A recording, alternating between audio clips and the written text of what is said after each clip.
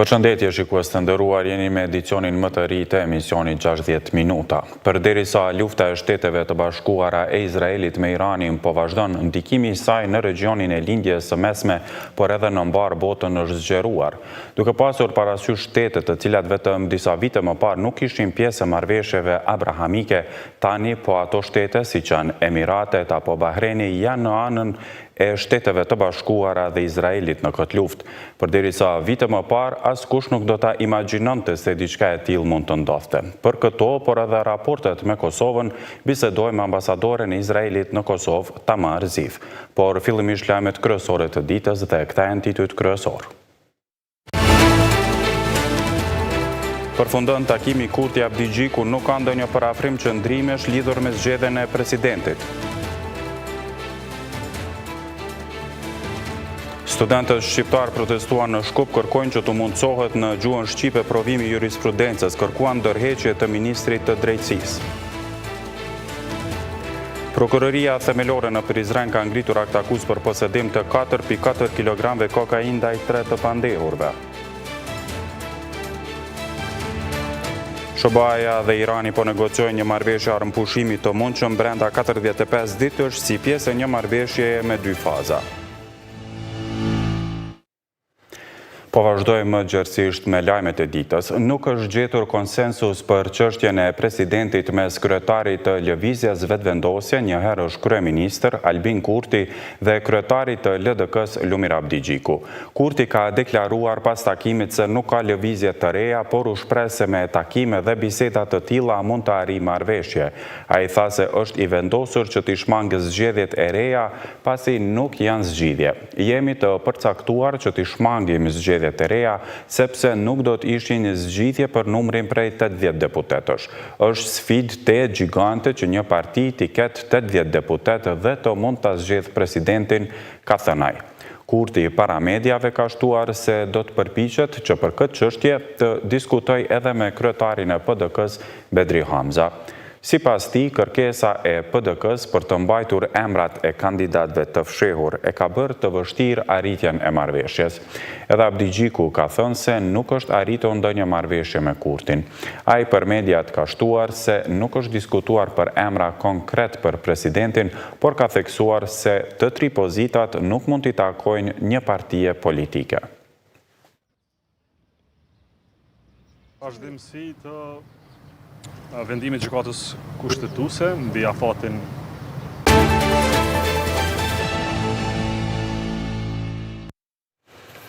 Vazhdojmë me zhvillimet në Shkup. Studentët shqiptar të Maqedonisë së Veriut kanë protestuar sot në Shkup duke kërkuar që të respektohet kushtetuta dhe drejta e tyre për të dhënë provimin e jurisprudencës edhe në gjuhën shqipe krahas asaj maqedonase.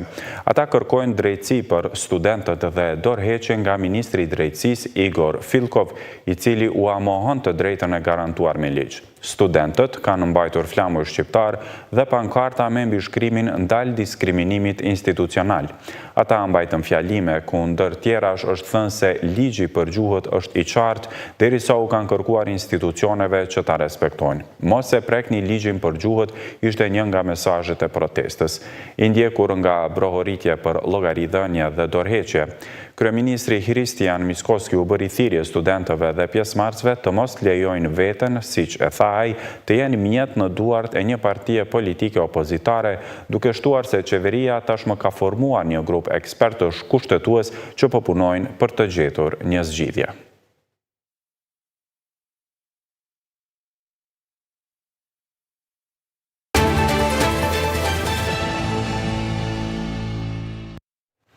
U kthehemi i zhvillimeve në vend. Ministria e Industrisë, Ndërmarrësisë, Tregtisë dhe Inovacionit ka njoftuar se çmimet maksimale të lejuara për derivatet e naftës mbesin të njëjta sikur në ditën paraprake.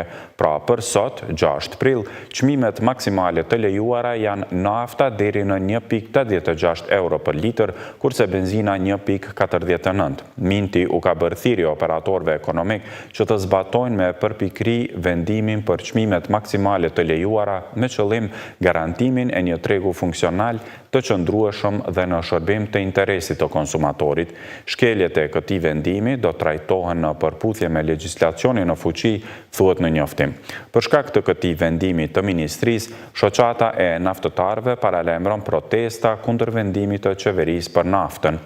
Shoqata thotë se disa prej bizneseve të derivateve mund të bankrotojnë.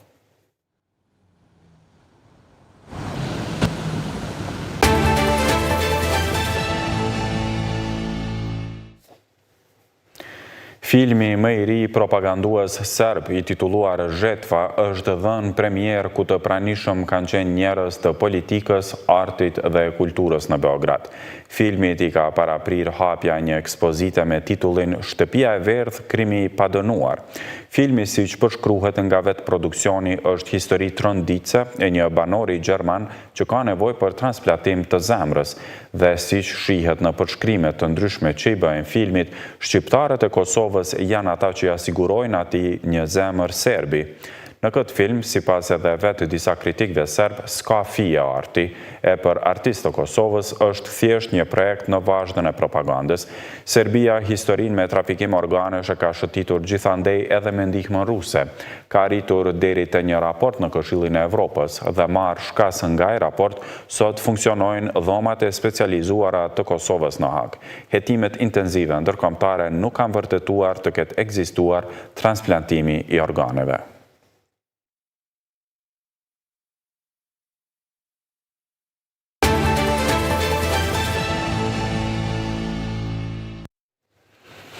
Prokuroria themelore në Prizren ka ngritur akt akuz për posedim të 4,4 kilogramve kokainë ndaj 3 të pandehurve. Një nga të akuzuarit tashmë ka pranuar fajsi në prokurori. I akuzuari Hëvzi Krabaj u ka shprehur habi të afërmve se si u kap, me që shitjen e narkotikëve e bënte te pak njerëz. Në kanë kap tap-tap, kështu e ka përshkruar arrestimin e papritur me drog njeri akuzuar që e ka pranuar fajin për posedimin e 4,4 kilogramve kokainë. Shtetasi i Kosovës Hëvzi Krabaj i dënuar edhe më herët për posedim të narkotikëve në bazë të akt akuzës së prokurorisë themelore në Prizren është shprehur i befasuar se si u kap me sasi të madhe droge, teksa dyshoj se këtë ja ka bërë ndonjë mik i tij.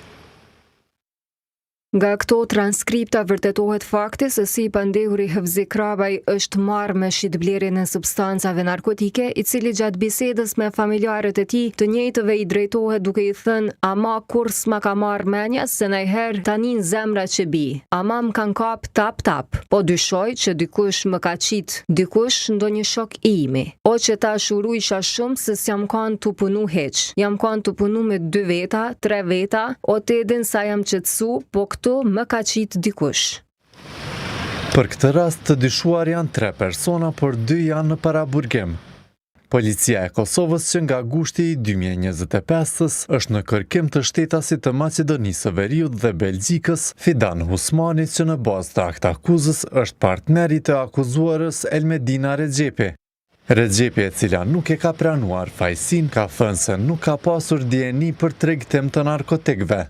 Ndër të tjera e pandehura deklaron se nuk ka qenë në dijeni se i pandehuri Fidan Husmani natën kritike kur është takuar me të pandehurin Hëvzi Krabaj të ketë poseduar substancë narkotike. E pandehura vërteton faktin se me të pandehurin Fidan Husmani për herë të fundit janë takuar ditën kur ishin nisur në Shkup. Në bazë të akt akuzës, Fidan Husmani dhe Elmedina Rexhepi kanë hyrë në garazhin e një objekti banesor në Prizren, ku u takuan me Hëvzi Krabajn dhe i këmbyen 3 tulla kokainë me peshë totale 3,3 kg me një vetur Golf 8. E në banesën e Krabajt në Prizren u gjetën rreth 4 kg e 437 gram kokainë, të cilat sipas prokurorisë ishin të destinuara për shitje. Krabaj e Rexhepi pritet të dalin së shpejti para gjykatës për seancën ku do të deklarohen mbi fajsin, me që ata janë në paraburgim, por se të dyshuarit Fidan Husmani, prokuroria as që ka mundur t'i marrë deklarat në procedurë paraprake, me që është në harrati. Në bazë të raportit të punës së policisë për vitin 2025, në Kosovë janë zënë 24,4 kg kokain, që vjen e dyta si sasi e konfiskuar, pasi ky lloj substance tejkalohet vetëm nga marijuana me 1 ton e 315 kg të sekuestruar.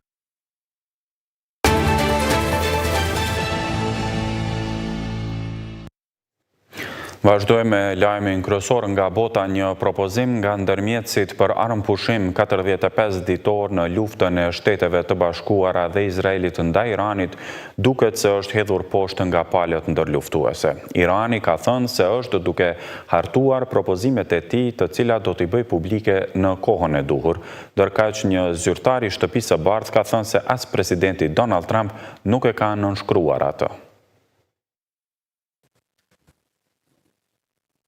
Irani ka hidhur poshtë mundësinë për një armëpushim të përkohshëm në luftën me SBA-n dhe Izraelin, duke thënë se kjo do t'u lejonte kundërshtarëve të përgatiteshin për vazhdimin e konfliktit. Reuters ka raportuar të hënën se Irani dhe SBA-ja kanë marrë nga ndërmjetësit një propozim për t'u dhënë fund armiqësive, e që mund të hyjë në fuqi menjëherë. Edhe Axios ka raportuar gjithashtu se SBA-ja, Irani dhe ndërmjetësit rajonal po diskutonin një armëpushim të mundshëm 45 ditor si pjesë e një marrëveshje dyfazore që do të çonte në përfundimin e përhershëm të luftës. Mirëpo zëdhënësi i Ministrisë së Jashtme iraniane Ismail Bagei ka thënë të hënën se Irani ka formuluar një përgjigje ndaj kërkesave të Shteteve të Bashkuara për t'i dhënë fund luftës dhe se do ta shpallë atë kur të jetë e nevojshme, duke ju referuar listës prej 15 pikash të kërkesave që Washingtoni i ja ka përcjell Teheranit përmes Pakistanit. Ne kemi përgatitur përgjigjen tonë. Do të vendosim për kohën dhe mënyrën e shpalljes së saj kur të jetë e përshtatshme. Një këmbë që udhëhiqet nga arsyeja dhe e di se çfarë dëshiron, si dhe çfarë nuk mund të pranoj, nuk heziton të shprehë qëndrimet e tij. Megjithatë, negociatat janë krejtësisht të papajtueshme me ultimatumet, krimet dhe kërcënimet për krime lufte.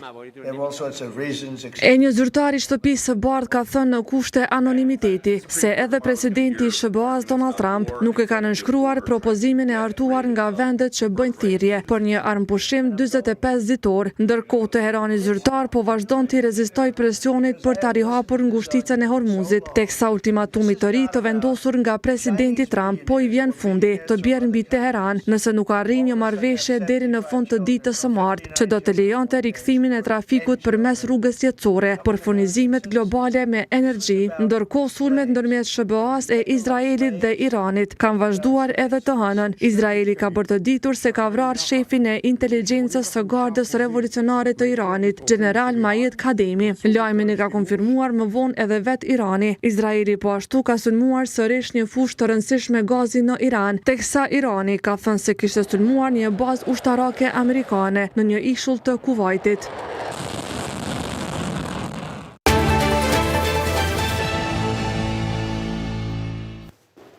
Në vazhdim lajmet e tjera nga bota, më pas kthehet rubrika Biseda, qëndroni me ne. Deklaratat e së dielës nga kryeministri i Hungarisë Viktor Orban dhe presidenti i Serbisë Aleksandar Vučić se janë gjetur eksploziv pranë një tubacioni që transporton gaz natyror drejt Hungarisë dhe mëtej, kanë nxitur pretendime nga kandidati kryesor i opozitës hungarize për njoftim të rëmë që sipas tij synon të ndikojë në zgjedhjet e vendit. Të dielën kryeministri i Hungarisë Viktor Orban ka thënë se ishte informuar nga presidenti i Serbisë Vučić për zbulimin pranë një degëzimi të tubacionit Turk Stream, i cili transporton gaz rus përmes Ballkanit drejt Evropës qendrore dhe lindore. Ngjarja vjen vetëm një javë para zgjedhjeve vendimtare në Hungari, ku qëndrimi 16 vjeçar i Orbanit në pushtet po përballet me një sfidë të paprecedent nga Peter Magyar, ish antar i lartë i partisë në pushtet Fidesz. Të dielën Magyar ka thënë në rrjetet sociale se ai dhe partia Tica ishin paralajmëruar nga burime të shumta se diçka mund të ndodhte në Serbi rreth pashkve, ndoshta duke përfshirë një tubacion gazi, dhe që dyshohet se po kryej mendimin e Serbisë dhe Rusisë. Ai ka bërë thirrje qeverisë së Orbanit të ndaloj përhapjen e panikut dhe shkaktimin e trazirave.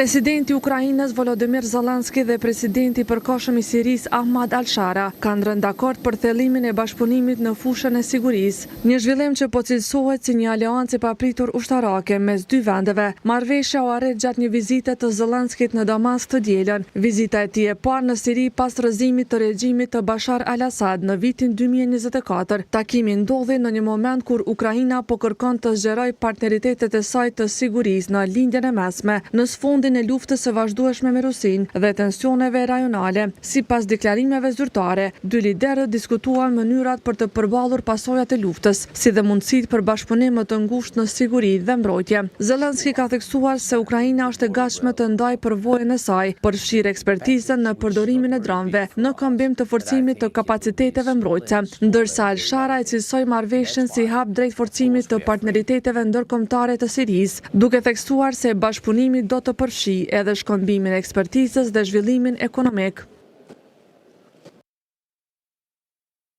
4 astronautët e misionit Artemis 2 të NASA-s kanë hyrë në sferën e ndikimit gravitacional të hënës në orët e para të së hënës, ndërsa po udhtonin përgjatë rrugës që së shpejti do t'i çojë mbi anën e errët dhe të padukshme të hënës, duke u bërë njerëzit që kanë arritur distancën më të largët në histori. Ekuipazhi i Artemis 2 duke fluturuar me kapsulën Orion që nga nisja nga Florida javën e kaluar, pritet të nisin të hënën ditën e tyre të 6 të fluturimit. Deri në mbrëmje ata do të arrijnë distancën maksimale nga toka, për rreth 252.757 miljesh, apo 4.102 milje, më shumë se rekordi mbajtur nga ekuipazhi i Apollo 13 për 56 vjet. Ky moment shënon një pikë kulmore në misionin gati 10 ditor të Artemis 2, fluturimi i parë testues me ekuipazh i programit Artemis të NASA-s. Fluturimi pranë hënës që fillon zyrtarisht në orën 2:34 pasdite me kohën amerikane. Do ta zhysë ekuipazhin në errësirë dhe në ndërprerje të shkurtra komunikimi, pasi hëna do t'i bllokojë nga rrjeti Deep Space Network, një rrjet global radioantenash të mëdha që NASA përdor për të komunikuar me ekuipazhin.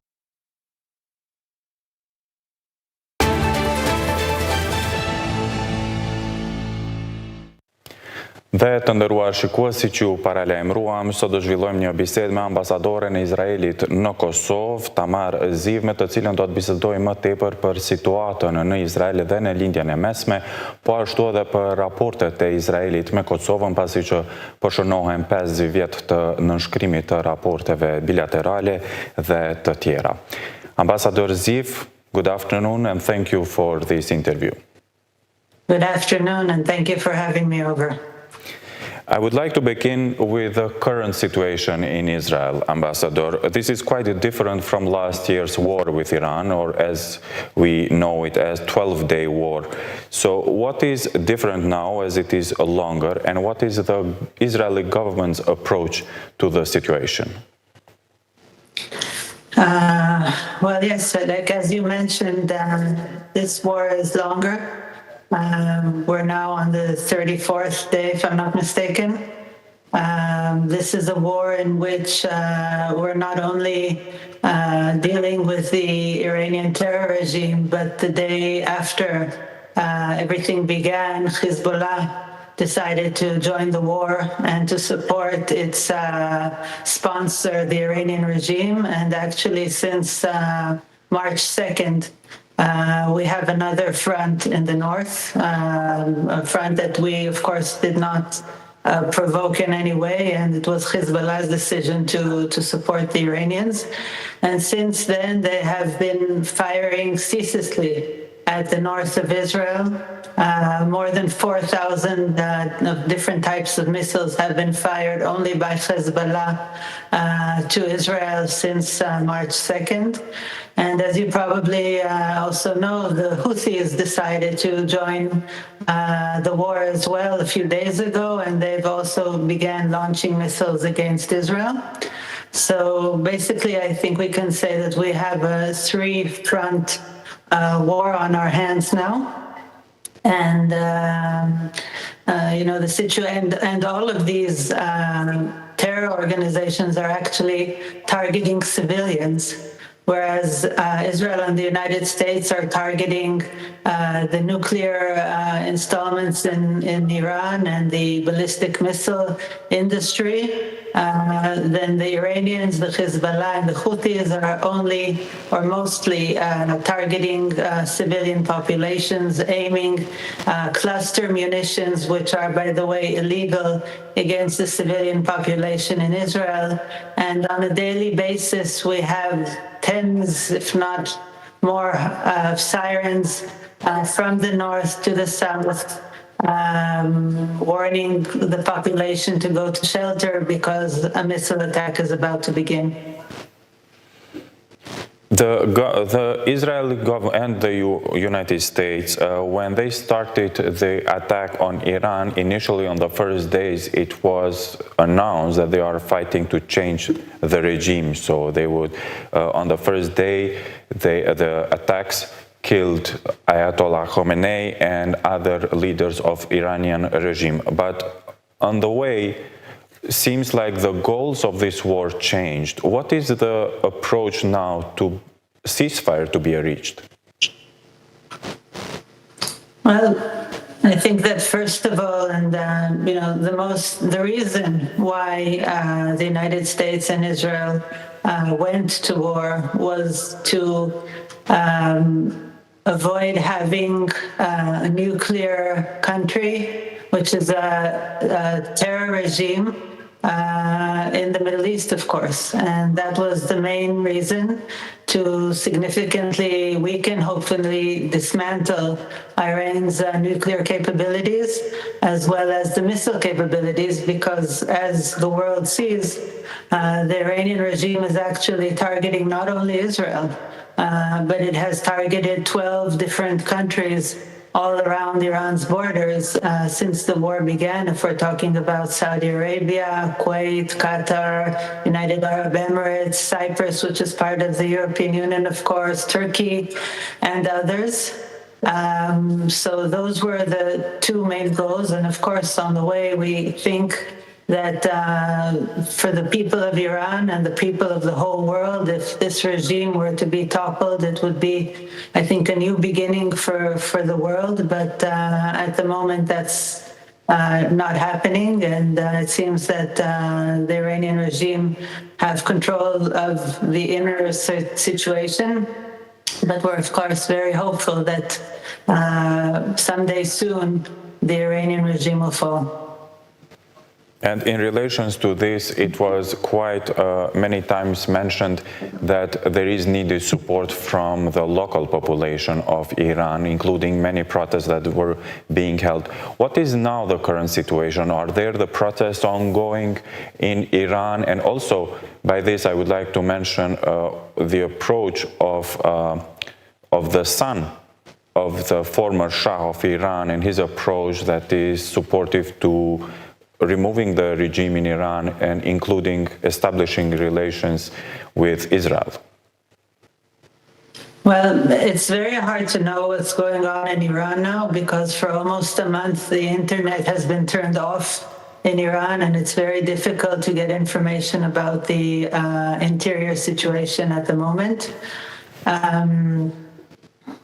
We don't know of any significant demonstrations that are going on now in Iran, but I think that's quite understandable from the part of the population that after they were so cruelly massacred and almost 40,000 Iranian civilians were murdered by the regime in a few days in January, the people, of course, are, I think, afraid to go out and start doing something when war is waging in the country. And of course, I think the regime are doing their utmost in order to control the population and not let people onto the streets. But as I mentioned before, I hope that in the very near future, this reality will change and we'll see a new regime emerge in Iraq. Ambassador, before I continue with a different topic, I would like also to ask you about the developments in the whole region of the Middle East, because considering, and while the Middle East region is quite changing in the recent years, because considering the countries that a few years ago were not part of Abraham Accords, now those countries, for example, Emirates, Qatar, and other countries, Bahrain, are on the side, if I may say, of United States and Israel in this war, while a few years ago nobody would imagine that something like this would happen. And by this, having this perspective in mind, how is this affecting the societies in each country, including Israelis, to the approach of the current developments and the changing of Middle East? Well, as you mentioned, the Middle East is definitely changing in the last years. As you said, it began with the Abraham Accords, which were a very significant step to creating a Middle East which is different, which sees peace and prosperity and economic development in front of its eyes. I think that the countries surrounding Iran, namely those, and of course Qatar and Saudi Arabia and Kuwait and probably Oman, I think we're very surprised by the fact that Iran so relentlessly attacked them and bombed them. And if the United Arab Emirates were considered a safe haven and an economic center for the region, then the Iranian attacks are doing a lot of damage in that sense. And of course, I think this is one of the reasons why they're now, they were always very strong allies of the United States. And of course, through the Abraham Accords, also the relationship with Israel has developed. But I think that experiencing the wrath of the Iranian regime and the consequences of what they're doing now has probably strengthened their stance and their opinion that the United States and Israel should continue fighting with Iran in order to significantly weaken it, so that Iran will not be a threat for them as well and for the whole Gulf region. Yes, and I would like to continue with something else, Ambassador. This year, by beginning of February, we just marked 5 years of bilateral relations in between Kosovo and Israel. Marking this milestone of 5 years, how do you see the relations between the two countries? Well, of course, I think that the relationship between the countries is a very good one. Out of these 5 years of the relationship, unfortunately, for 2.5 years, Israel has been in war. It began on October 7th with the horrific Hamas massacre. And then, of course, the wars that ensued, and then the 12-day war with Iran, and now the epic Fury operation with Iran. So unfortunately, the relationship with Kosovo, like the relationship with other countries, wasn't able to advance as fast as we had expected at the outset. But I think that despite the fact that Israel has been in war for 2.5 years, we've done a lot in order to develop the relationship, enhance it. We signed the visa waiver agreement, which was a significant agreement which opened the free travel of Israelis and Kosovars to each other's countries, which is extremely important. We were working on enhancing the economic relationship. We're working on cultural relations, and just in last May we had the Israel Culture Week in Pristina, and we're working on academic relations, student exchange, Kosovars coming for different courses to Israel, and so on and so forth. So even despite the war, We've done a lot in these 2.5 years to enhance the relationship, and I'm sure that once the war will end, then we'll be able to do much, much more in both directions. Considering the fact and also that we talked about the changing of the developments in the Middle East and including the relations, there is quite new and unprecedented development, which is the establishment of a Board of Peace by the US President Trump. And founding member of that board is Kosovo as well as Israel. And the first project, if I may say, or effort of the Board of Peace is the creation of international troops that will be ruling or controlling the territory of Gaza, or let's say to shape the future of Gaza. And Kosovo announced that they are going to send Kosovo Security Forces troops there. What is Israel's approach to this development, especially with Gaza after the war? Well, I think that it's a big thing that Kosovo is a founding member of the Peace Board and that it decided to take part in the ISF. I think this is something that is very much appreciated by Israel and, of course, by the United States. We extremely value Kosovo's future involvement in the ISF. At present, the Gaza Strip is kind of divided into two parts across what we call the yellow line. The part that is ruled by Israel at the moment and the part that is ruled by Hamas. Unfortunately, since the ceasefire with Hamas has been working relentlessly to build up its military abilities and power so that it will be able to continue waging war against Israel. Hamas is also amassing the huge amount of humanitarian aid which has been coming into the Gaza Strip, and of course taking financial advantage of all of this, everything that is going into Gaza Strip at this point. And the 5 countries, among which Kosovo is included, which are supposed to be entering at some point into the Gaza Strip, will each have a certain area inside the Gaza Strip which they'll be responsible for. And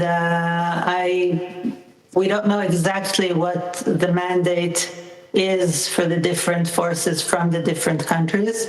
I believe it'll be challenging because I think Hamas is not willing to, let down its arms and let others rule the Gaza Strip, but that remains to be seen. So I guess we just all have to, see how this develops and, what the mandate of Kosovo specifically will be, what the mandate of the other countries will be, and how all this will come together. Yes, thank you, Ambassador. And with my best wishes that the war to end soon, I thank you for this interview and Hag Pesach Sameach. Thank you very much. Chag Pesach Sameach, and I'd like to take the opportunity to wish all Kosovars of Christian faith a very happy Easter.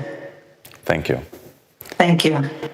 Dhe të ndërruar shikues, këtu edhe përfundojmë bisedën me ambasadoren e Izraelit në Kosovë, Tamar Ziv, dhe këtu edhe përfundojmë emisionin për sot. Ju falenderojmë për vëmendjen. Mirupafshim.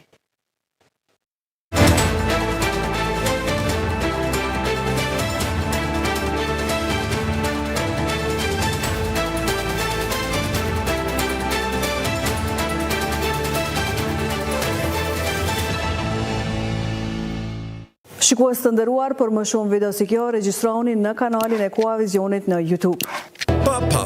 Pagesa Telkos tash mund t'i kryeni online në platformën telkos.net. Pa provizion nga